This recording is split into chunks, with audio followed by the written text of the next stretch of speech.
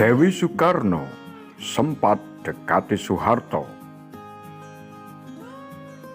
Tanggal 30 September 1965 malam, Presiden Soekarno berpidato di hadapan para peserta Musyawarah Nasional Teknik Munastek di Istora Senayan.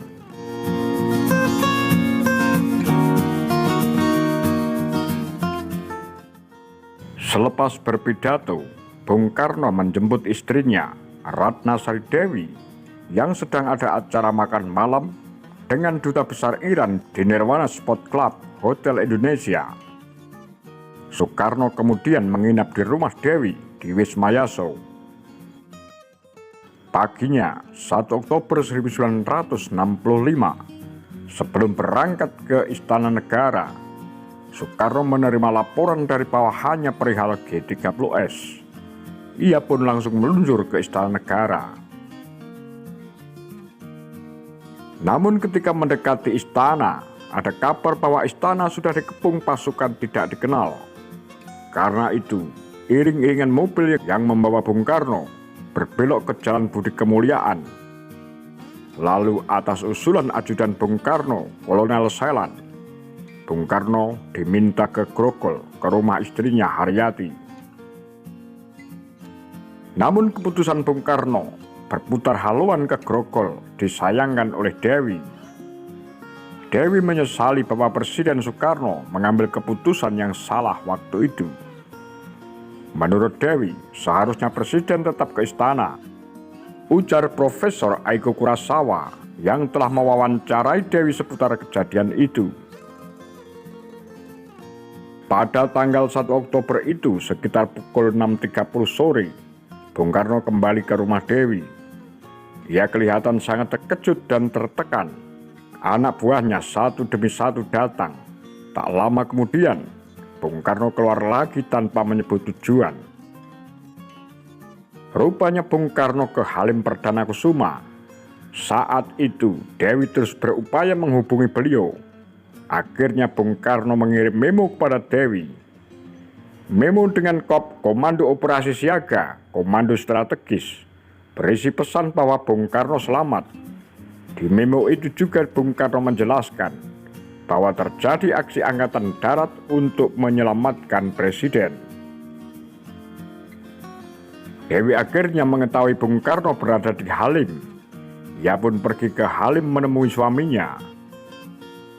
Dia satu-satunya istri Soekarno yang sempat ke Halim.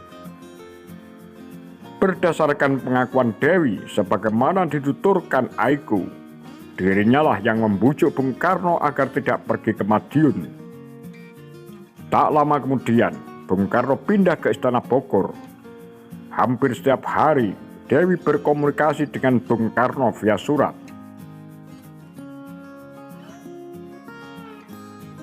Aiko yang telah menganalisa 9 lembar dari surat-surat itu mendapat kesan bahwa Bung Karno tidak mengetahui rencana aksi G30S sebelumnya. Upaya Dewi melindungi Bung Karno. Menurut Profesor Aiko, Dewi kemudian berupaya menyelamatkan Bung Karno. Pada tahap awal, ia berusaha mendekati Soeharto. Ia berharap Pangkostrat itu bisa memulihkan stabilitas dan melindungi Bung Karno.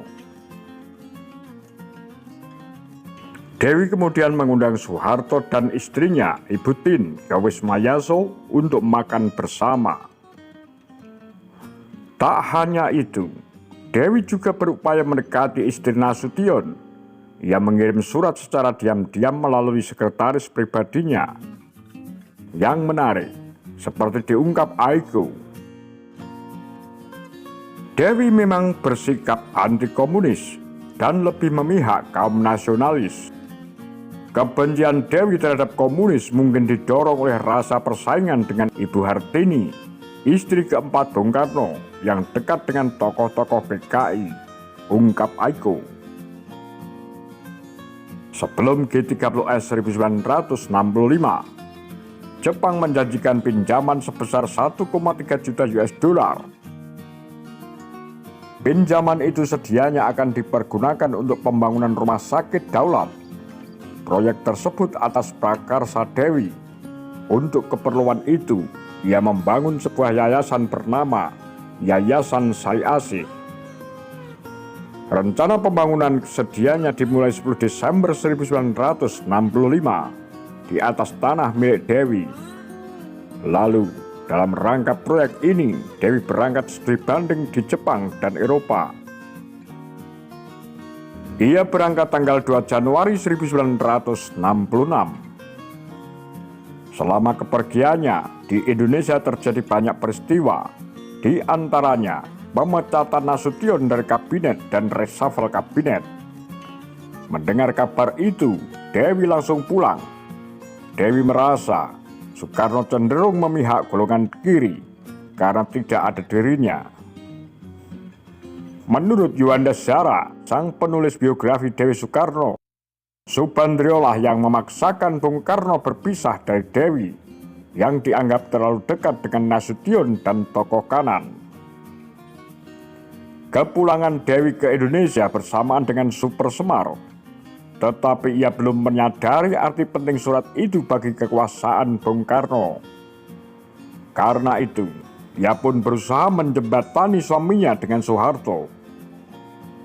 Pada tanggal 17 Maret 1966, ia mengundang Soeharto makan bersama di Wisma Yaso. Lalu pada tanggal 20 Maret 1966, ia bermain golf dengan Soeharto. Soeharto saat itu menganjurkan Dewi agar mendorong suaminya ke luar negeri untuk istirahat. Saat itulah Dewi baru menyadari kalah. Akhirnya, pada November 1966, Dewi ke Jepang untuk pemeriksaan kehamilannya. Tetapi ternyata Presiden Soekarno mengharapkan Dewi melahirkan di Jepang.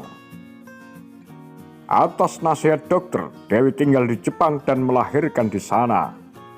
Ia melahirkan putrinya, Karina Kartika Sari Dewi Soekarno. Karina sendiri tidak pernah bertemu dengan Soekarno. Apa pendapat Anda? Demikian Borakura Tagar Lambe Sundel.